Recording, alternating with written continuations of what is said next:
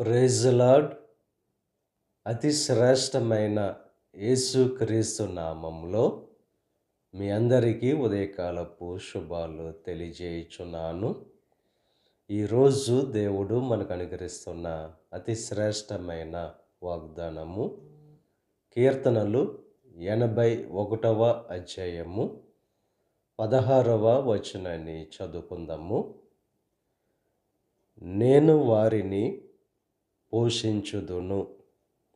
ఈరోజు దేవుడు మిమ్మల్ని పోషిస్తానని చెప్పి వాగ్దానం చేస్తున్నారు.